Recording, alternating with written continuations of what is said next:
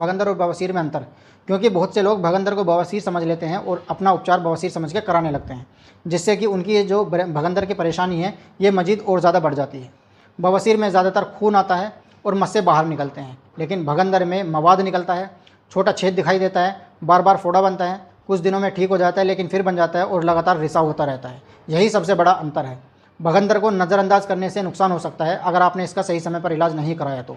बार बार फोड़े बन सकते हैं, नई नालियाँ बन सकती हैं, यानी कि फिस्टुला की ब्रांचेस बन सकती हैं। ये जो रोग है ये और जटिल हो सकता है, इन्फेक्शन बढ़ सकता है और मल को नियंत्रण करने की जो समस्या परेशानी है उसमें समस्या हो सकती है। आयुर्वेद में भगंदर का उपचार क्या हो सकता है ये जानना भी बेहद ज़रूरी है, क्योंकि बहुत से लोगों के क्वेश्चंस होते हैं कि सर भगंदर हमें हो गया है लेकिन बताते हैं कि आयुर्वेद में इसका कोई उपचार नहीं है। तो आयुर्वेद में भगंदर के लिए क्षारसूत्र चिकित्सा को अत्यंत प्रभावी माना गया है। ये क्षारसूत्र जो होता है ये एक विशेष औषधीय धागा होता है जिसमें फिस्टुला की नली में इसको लगाया जाता है। इससे क्या होता है, इससे फिस्टुला की जो जड़ है उस तक इसका उपचार होता है और दोबारा होने की जो संभावनाएं होती हैं वो कम होती हैं।